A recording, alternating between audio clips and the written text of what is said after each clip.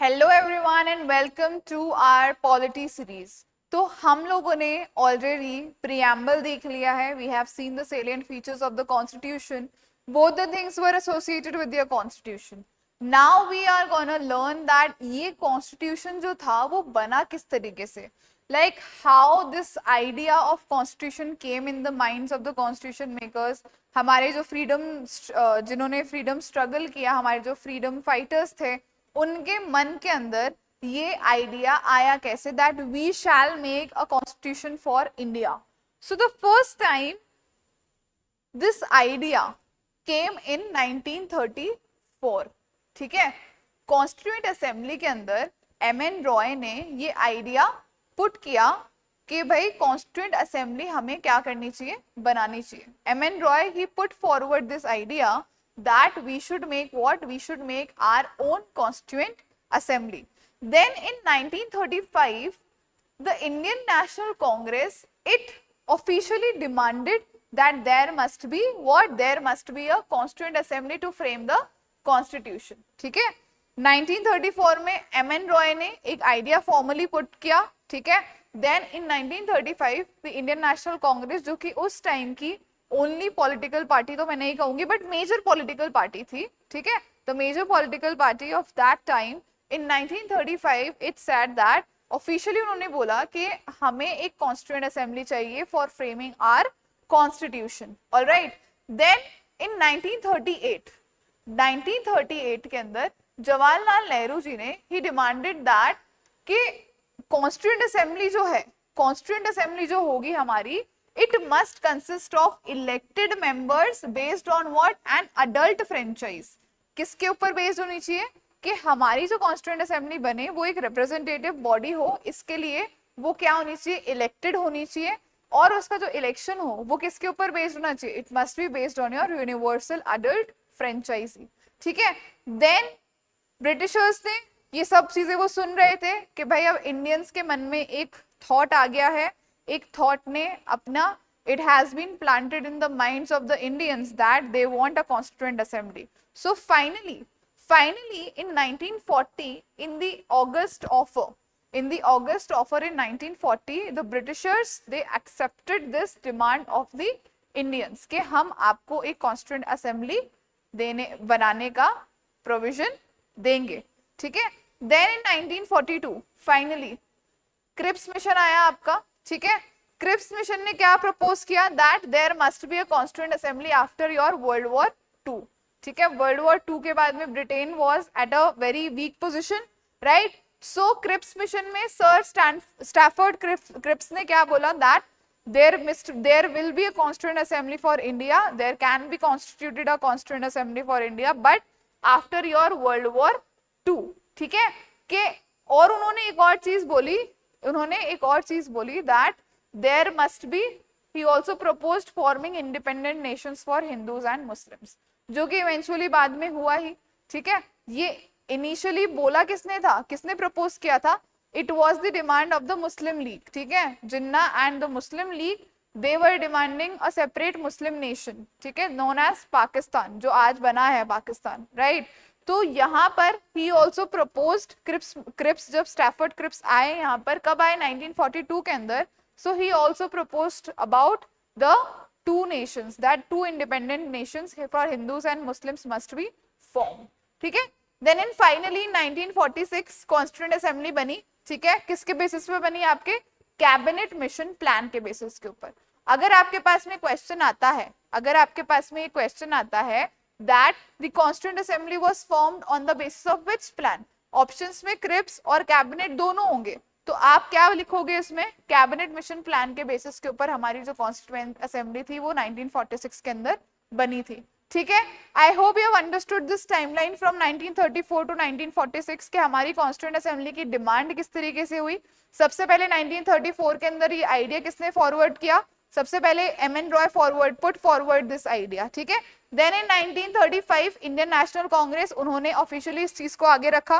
फिर उसके बाद में 1938 के अंदर जवाहरलाल नेहरू ने ही demanded that there must be a constituent assembly based on your universal adult franchise and it must be elected. फिर फाइनली 1940 में ऑगस्ट ऑफर के अंदर this idea was accepted by the Britishers. And in 1942 Cripps mission आया। Cripps mission में क्या बोला गया कि हाँ भाई हम कॉन्स्टिट्यूएंट असेंबली बनाएंगे आपकी, लेकिन वर्ल्ड वॉर सेकंड के बाद में। और उन्होंने एक और आइडिया प्रपोज किया, that was of independent Hindu and Muslim nations. And then finally in 1946 आपका कैबिनेट मिशन प्लान आया, जिसके बेस के ऊपर आपकी कॉन्स्टिट्यूएंट असेंबली बनी। ठीक है, इतनी बात आप सब लोगों को समझ में आ गई। मूविंग ऑन, अब कॉन्स्टिट्यूएंट असेंबली बनी तो उसकी कॉम्पोजिशन कैसी थी, मतलब उस असेंबली के अंदर कौन कौन लोग पार्टिसिपेंट थे। ठीक है, so the total number of seats in constituent assembly was 389। 292 जिसमें से किसकी थी, ब्रिटिश प्रोविंसेस की थी। ठीक है, और 93 आपकी प्रिंसली स्टेट्स की थी। तो यहाँ पर जो ब्रिटिश प्रोविंसेस की 292 सीट्स थी उनके ऊपर इलेक्शन हुए, राइट। वहां पर कौन आए, आपके इलेक्टेड मेंबर्स आए ब्रिटिश प्रोविंसेस से। और प्रिंसली स्टेट के जो हेड्स थे उन्होंने कितने, 93 नॉमिनेटेड मेंबर्स भेजे हमारी कॉन्स्टिट्यूएंट असेंबली के अंदर। ठीक है, I hope you have understood what we are trying to say over here. Total 389 seats थी। टोटल कितनी थी आपकी, 389 सीट्स थी। उसमें से 292 सीट्स आपकी कहां से थी, प्रोविंसेस से थी, ब्रिटिश प्रोविंसेस से इलेक्टेड लोग आए थे। और बाकी की जो 93 सीट्स थी they were from your princely states. Princely states से the heads they nominated these members. ठीक, इतनी बात आप सब लोगों को समझ में आई। नाउ यहां पर इन्होंने, ब्रिटिशर्स ने जो पूरा इंडिया था उनको 3 प्रिंसिपल कम्युनिटीज के अंदर डिवाइड किया था। मतलब there was a presence of communal representation. 3 communities के अंदर इनको वो किया था। सबसे पहली थी Muslims, then were Sikhs and then were general. Muslims थे, सिख्स थे और जनरल थे। जनरल के अंदर और जितने भी रिलीजन्स थे आपके, हिंदूज, जैन्स, बुद्धिस्ट, जो भी थे हमारे इंडिया के अंदर, all of those were included. अब इनका जो रिप्रेजेंटेशन था, ठीक है, रिप्रेजेंटेटिव्स ऑफ ईच कम्युनिटी, जो भी रिप्रेजेंटेटिव खड़ा होगा उसको उस कम्युनिटी के लोग ही वोट करेंगे। ठीक है, सो मतलब अगर कोई मुस्लिम खड़ा हो रहा है तो उसको सिर्फ मुस्लिम्स वोट करेंगे। ठीक है, if there is any Muslim who is standing, so only the Muslims will be voting for him. ठीक है, तो कंपटीशन मुस्लिम्स के बीच में है और मुस्लिम्स ही वोट करेंगे। कंपटीशन सिक्स के बीच में और सिक्स ही वोट करेंगे। So that was the communal representation in your constituent assembly as well. ठीक है, उसके बाद में क्या हुआ, उसके बाद में हमारे यहाँ पर 2 नेशंस थ्योरी आई थी। ठीक है, उसके बाद में पार्टीशन हो गया इंडिया का। इंडिया और पाकिस्तान के अंदर हमारा जो पूरा इंडियन स्टेट था वो डिवाइड हुआ। उसकी वजह से बहुत सारे लोग पाकिस्तान चले गए, राइट। द मुस्लिम लीग के जितने भी लोग थे वो सब तो पाकिस्तान गए। उसके अलावा और भी बहुत सारे Muslims they migrated to Pakistan willfully, right?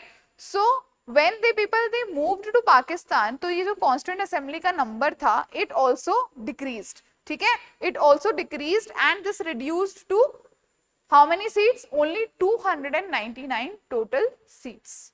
ठीक, now मेथड क्या था इनका, प्रोपोर्शनल रिप्रेजेंटेशन था, वेयर देयर वाज व्हाट, एक सीट कितने लोगों को रिप्रेजेंट कर रही थी, 10 लाख लोगों को रिप्रेजेंट कर रही थी। ठीक है, एक सीट जो थी वो 10 लाख, मतलब 10 लाख लोगों के ऊपर एक उनका प्रतिनिधि, 10 लाख लोगों का 1 representative would be there in the constituent assembly. Okay, so this was all about the composition of constituent assembly. अब आप खुद सोचो, if you are a smart person, कि एक आदमी 10 लाख लोगों को रिप्रेजेंट कर सकता है क्या 10 लाख लोगों के सेम व्यूज होंगे? सो these were certain criticisms for the constituent assembly जो हम आगे डिस्कस करने वाले हैं। आगे चलते हैं हम। कॉन्स्टिट्यूएंट असेंबली का एक पर्टिकुलर टाइमलाइन रहा है। ठीक है, कॉन्स्टिट्यूएंट असेंबली का क्या रहा है, एक पर्टिकुलर टाइमलाइन रहा है।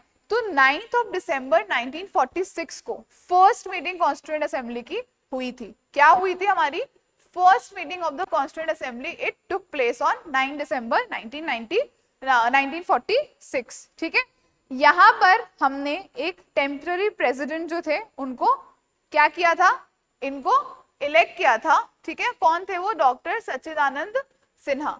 Doctor Sachchidanand Sinha he was the temporary president. और ये कौन से कन्वेंशन के ऊपर बेस्ड था? ये एक फ्रेंच ट्रेडिशन था, उसके ऊपर हमने बेस्ड इनको फर्स्ट टेम्पररी प्रेसिडेंट इनको हमने बनाया था। ठीक है, he was made the first temporary president. उसके बाद में इस डेट के बाद में, ठीक है, जैसे जैसे प्रोसीडिंग्स हाउस की चली तो doctor Rajendra Prasad was made what? He was made the first elected president of our constituent assembly. ठीक है, उसके अलावा H.C. Mukherjee was elected as the vice president of the constituent assembly. So first, अगर हमें पूछूंगी that who was made the first president of constituent assembly, तो it was Dr. Sachidanand Sinha. But if I'll ask that who was the first elected president of the constituent assembly, so it was Dr. Rajendra Prasad. ठीक है, I hope you have understood what is the difference between these two things. उसके बाद में 13 December of 1946 Jawaharlal Nehru ने historic आपका objectives resolution क्या किया था? पेश किया था। ठीक है, the historic objectives resolution was moved by Jawaharlal Nehru when on 13th of December 1946. Objectives resolution क्या होता है उसके ऊपर I will be making a detailed video which you will understand very perfectly. Basically उन्होंने हमारा जो कॉन्स्टिट्यूशन बनेगा उसके ऑब्जेक्टिव्स बनाए थे कि भाई इन फिलोसॉफिकल आइडियाज के ऊपर हमारा जो कॉन्स्टिट्यूशन है वो रिलाई करेगा और इन फाउंडेशनल स्टोन्स के बेसिस के ऊपर हमारा कॉन्स्टिट्यूशन हम लोग बनाएंगे। ठीक है, देन व्हाट हैपेंड इन 1947 की जनवरी, ठीक है, ऑब्जेक्टिव रिजोल्यूशन को हमने यूनानिमसली अडॉप्ट किया, मतलब किसी ने उसको अपोज नहीं किया। Each and every single party, each and every single person in the constituent assembly, it unanimously adopted the objectives resolution. क्यों? क्योंकि उसके अंदर हमारे जो इंडियन फ्रीडम स्ट्रगल से हमने जो चीजें सीखी थी उसको दिमाग में रखते हुए कुछ प्रिंसिपल्स, कुछ फाउंडेशनल स्टोन्स हमने वहां पर डाले थे। ठीक है, आगे चलते हैं हम। अब 1947 के अंदर आपका इंडियन इंडिपेंडेंस एक्ट आया। ठीक है, कॉन्स्टिट्यूएंट असेंबली की बातें चल रही हैं, कॉन्स्टिट्यूएंट असेंबली ऑलमोस्ट आपकी फर्स्ट मीटिंग स्टार्ट हो गई है, डिबेट डिस्कशंस आपके चल रहे हैं, राइट। 1946 के अंदर दिसंबर में जवाहरलाल नेहरू ने ऑब्जेक्टिव रिजोल्यूशन डाला, ठीक है, मूव किया असेंबली के अंदर, सब लोगों ने उसको यूनानिमसली अडॉप्ट कर लिया। कब? 1947 के अंदर। ठीक है, अब 1947 के अंदर there was this Indian independence act of 1947 which was passed. अब इस इंडियन इंडिपेंडेंस एक्ट ने कुछ चेंजेस करे हमारी कॉन्स्टिट्यूएंट असेंबली के अंदर। ठीक है, कॉन्स्टिट्यूएंट असेंबली को क्या बना दिया? सबसे पहले फुली सॉवरेन बॉडी बना दिया। अब किसी का कोई इन्फ्लुएंस नहीं होगा उसके ऊपर, ब्रिटिशर्स का कोई इन्फ्लुएंस नहीं होगा, किसी का भी कोई इन्फ्लुएंस, एक्सटर्नल फोर्सेस का कोई इन्फ्लुएंस नहीं होगा।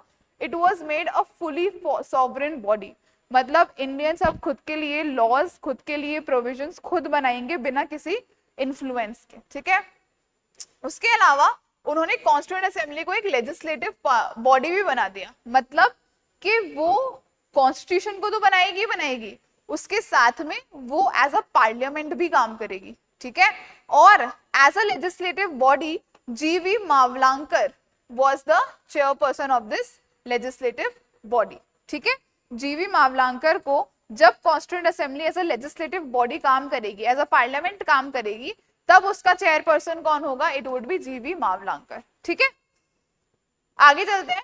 उसके अलावा और क्या चेंज करे हमारे इंडियन इंडिपेंडेंस एक्ट ने? उसने हमारी जो कॉन्स्टिट्यूएंट असेंबली की स्ट्रेंथ थी वो रिड्यूस करके 299 कर दी। क्यों? क्योंकि क्या हो गया था यहाँ पर इस एक्ट से? पार्टीशन हो गया था, partition of India and Pakistan. ठीक है, और जो मेंबर्स थे मुस्लिम लीग के जो पाकिस्तान चले गए थे, उन्होंने हमारी कॉन्स्टिट्यूएंट असेंबली से अपने आप को विथड्रू कर लिया। Obviously, if they are moving to Pakistan, they have to make their own constitution. So they were no longer a part of our constituent assembly. ठीक है, उसके बाद में finally 26th of November 1949 को there was a motion of what? Draft constitution which was declared as passed. हमारी एक drafting committee थी जिन्होंने कॉन्स्टिट्यूशन का ड्राफ्ट बना तैयार किया था, उस ड्राफ्ट को अच्छी तरह से हमारी कॉन्स्टिट्यूंट असेंबली ने मूव किया, अच्छी तरह से उसके ऊपर डिबेट्स, डिस्कशन सब कुछ हुए, and finally on 26th of November 1949 the motion on the what draft constitution was declared as passed. कि भाई जो ड्राफ्ट कॉन्स्टिट्यूशन का जो मोशन था वो क्या हुआ था, पास डिक्लेयर हो गया था, एंड उसी दिन the constitution was what adopted. The constitution was adopted, and the adopted constitution, it consisted of a preamble, 395 articles and 8 schedules. ठीक है, 26 नवंबर 1949 को फाइनली हमने हमारा कॉन्स्टिट्यूशन अडॉप्ट किया था सिर्फ, ठीक है, जब हमारा जो ड्राफ्ट मोशन था वो पास हो गया था, then we adopted our constitution with 1 preamble, 395 articles and 8 schedules in total. ठीक है, अभी तक की timeline I hope you have understood. From 1946 we have come to 1949. ठीक है, बीच के अंदर उसमें क्या क्या चेंजेस आए हैं वो हमने सब डिस्कस किए हैं. ठीक है, then finally on 26th of January 1950 this date was chosen what as the date of commencement of the constitution. The date of commencement of the constitution कि भाई इस डेट से हमारा जो कॉन्स्टिट्यूशन है वो क्या होगा, एनफोर्स हो जाएगा पूरे देश के अंदर. ठीक है, और रीजन क्या था इस डेट को चूज करने का, क्योंकि 26 जनवरी 1950 को, ठीक है, पूर्ण स्वराज डे हमने सेलिब्रेट किया था लाहौर सेशन के बाद में. लाहौर सेशन हुआ था, उसके बाद में वी सेलिब्रेटेड व्हाट, पूर्ण स्वराज डे इन 1930, 26 जनवरी के. इसलिए हमने 26 जनवरी 1950 को क्या किया, एज चूज किया हमारा date of commencement of the constitution, जब हमने लीगली एनफोर्स कर दिया हमारा कॉन्स्टिट्यूशन पूरे देश के ऊपर. ठीक है, आई होप ये टाइमलाइन आप लोगों को समझ में आई होगी 1946 से लेकर 1950 तक की, कि हमारी जो कॉन्स्टिट्यूएंट असेंबली थी वो किस तरीके से काम किया, उसने किस तरीके से वो हुआ, कैसे हमारा कॉन्स्टिट्यूशन बना और क्या क्या चेंजेस उसके अंदर आए after the partition. Now there were certain committees which were framed. Constitution बनाने के लिए बहुत सारी कमिटीज बनाई गई थी. ठीक है, कमिटीज का क्या काम था, वो जो कमिटी, ठीक है, जिस पर्पस के लिए बनाई गई है, जिस पोर्टफोलियो की वो कमिटी थी, उस पर्टिकुलर चीज, उस पर्टिकुलर ड्राफ्ट में से उन प्रोविजंस को अच्छे से स्क्रूटिनाइज करना, उसकी अच्छे से इन्वेस्टिगेशन करना कि भाई ये प्रोविजन ऐसा है तो इसके क्या कॉन्सिक्वेंसेस हो सकते हैं, क्या हो सकता है, क्या चेंज हमें करना चाहिए, क्या नहीं करना चाहिए. इसके लिए डिफरेंट टॉपिक्स पे डिफरेंट सब्जेक्ट्स के लिए डिफरेंट कमिटीज बनाई गई थी. ठीक है, so there were in total 8 major committees, 8 तो मेजर बड़ी कमिटीज थी, and there were 15 minor committees. How many? 15 minor committees were there. ठीक है, 8 मेजर और 15 माइनर कमिटीज थी, जिसमें से मेजर कमिटीज के लीडर्स थे आपके जवाहरलाल नेहरू, सरदार पटेल, B.R. अम्बेडकर एंड राजेंद्र प्रसाद. अब इनके अंडर कौन कौन सी कमिटीज थी, ये आप इस टेबल को बाय हार्ट लर्न कर लेना, क्योंकि ये क्वेश्चंस जो हैं वो बहुत ज्यादा आपसे रिपीटेडली पूछे जाते हैं और बच्चे अक्सर इन्हीं चीजों के अंदर कंफ्यूज होते हैं. ठीक है, सो सबसे पहले आपकी यूनियन पावर्स, यूनियन कॉन्स्टिट्यूशन और स्टेट्स कमिटी. ठीक है, यूनियन पावर्स, यूनियन कॉन्स्टिट्यूशन और स्टेट्स कमिटी थी, वो किसके अंडर थी, it was under Jawaharlal Nehru. ठीक है, then comes your provincial constitution advisory committee on fundamental rights and minorities, ये किसके अंडर थी, आपके सरदार वल्लभ भाई पटेल के अंडर थी. देन योर ड्राफ्टिंग कमिटी, ये तो कोई बच्चा नहीं भूलता, drafting committee was under your B.R. Ambedkar. ठीक है, and steering committee, rules of procedure, finance and staff और नेशनल फ्लैग, इसकी जो कमिटीज थी these were headed by doctor Rajendra Prasad. ये मेजर कमिटीज हैं जो आप लोगों को, you people have to learn them by heart.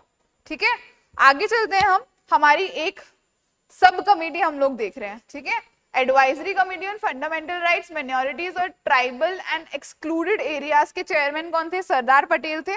ठीक है, उसकी सब कमिटीज थी कुछ, कौन कौन सी थी, फंडामेंटल राइट्स की सब कमिटी थी जिसके चेयरमैन कौन थे, JB कृपलानी थे. ठीक है, उसके अलावा माइनॉरिटीज की सब कमिटी के चेयरमैन कौन थे, HC मुखर्जी.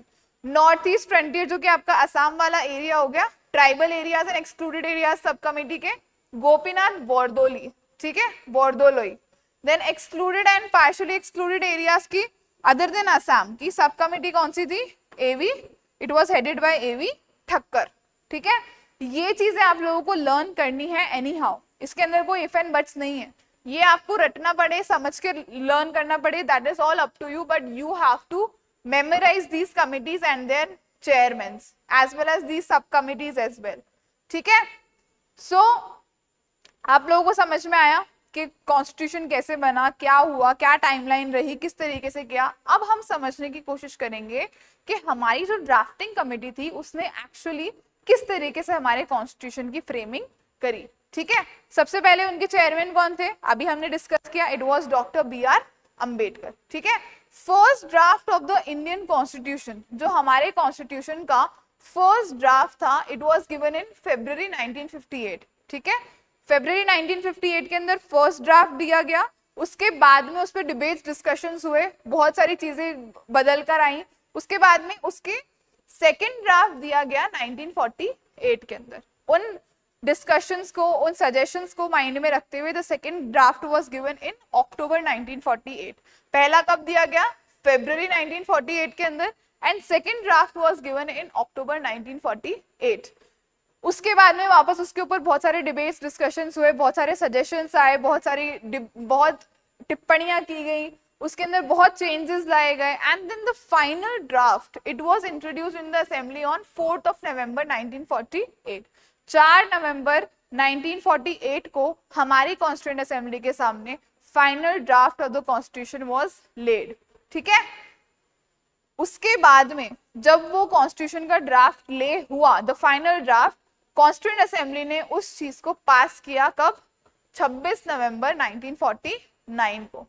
ठीक है, जैसा कि अभी हमने हमारी टाइमलाइन के अंदर भी देखा that 26 November 1949 the final draft it was passed by the constituent assembly with one preamble or certain articles, 395 articles and 8 schedules। ठीक है, उसके बाद में अगेन वही सेम चीज है यहाँ पर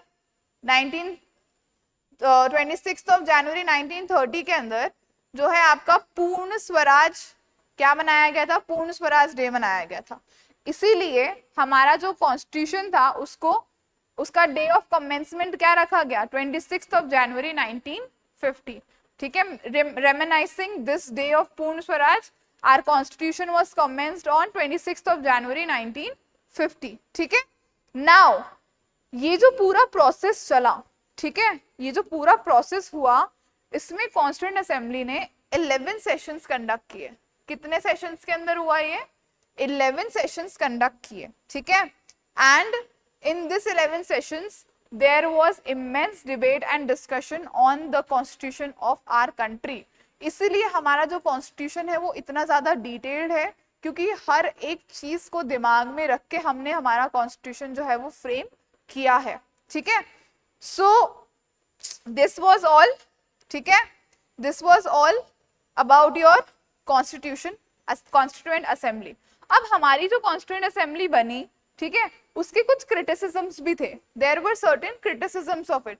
सबसे पहला क्रिटिसिज्म क्या था कि it is not a representative body as it was not directly elected. लोगों ने डायरेक्टली इलेक्ट नहीं किया था, जो हमारी प्रोविंशियल लेजिस्लेटिव असेंबलीज थी, जो हमारी प्रोविंशियल लेजिस्लेटिव असेंबलीज थी, ठीक है, उनमें से इनडायरेक्ट इलेक्शन उन्होंने किया था। ठीक है, जो हमारी प्रोविंसेस के अंदर जो लेजिस्लेटिव असेंबलीज थी उसमें से उनका क्या हुआ था, इलेक्शन हुआ था, वो कि इनडायरेक्ट था। ठीक है, the people over there they only were nominated and उन्होंने ही वोटिंग करी थी, people directly did not participated in it. Okay, then it was not a sovereign body as it was formed by the British government's proposal।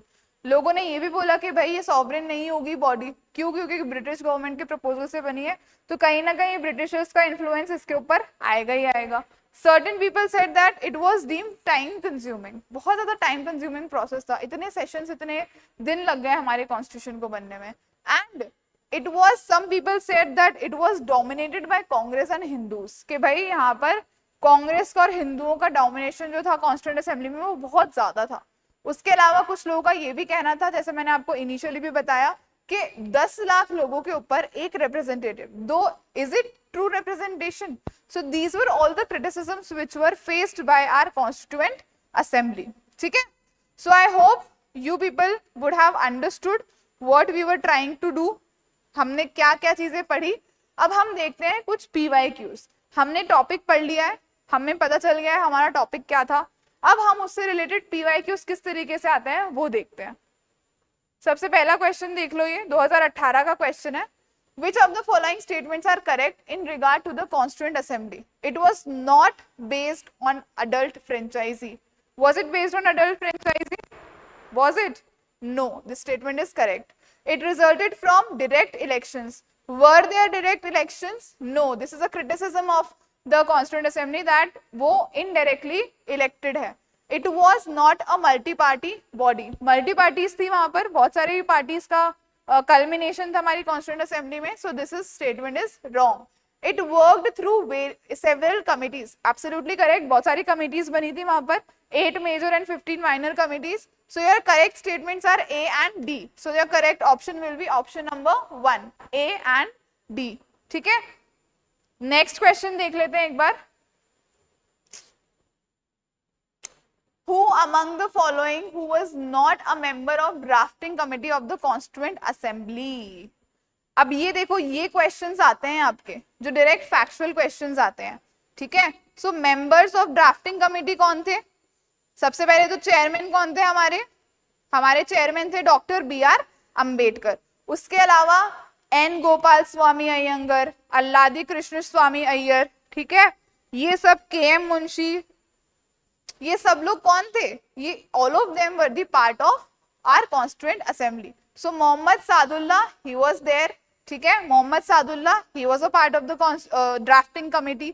उसके अलावा किसका नाम दिया हुआ है यहाँ पर? DP खेतान का नाम दिया हुआ है. DP Khaitan was also a part of the drafting committee. Other than that there is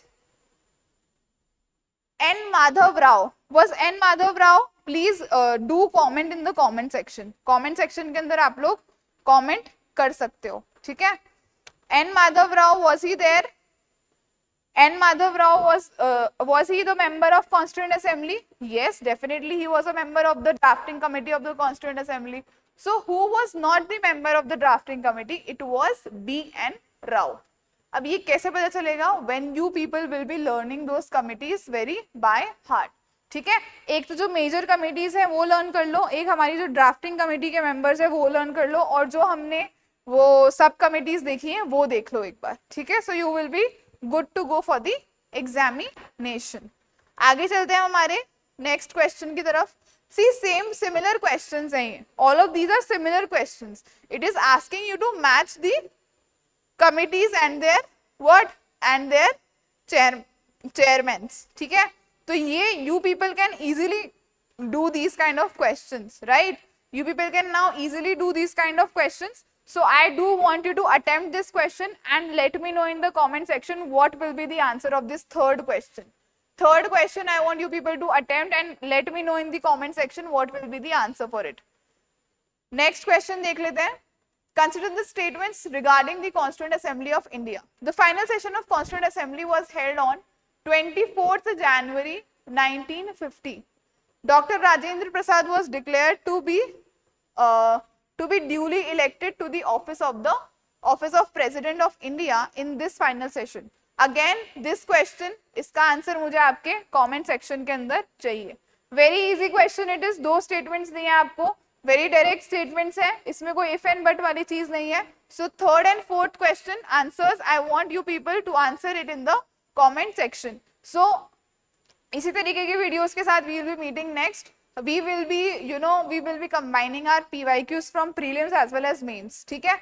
तो दो questions के answers मुझे comment sections के अंदर चाहिए आप लोगों के, so that I can know that you people are attempting it and you people are seeing the things which are important for your exam point of view. ठीक है. So until next time, do your preparation well. All the very best and thank you so much.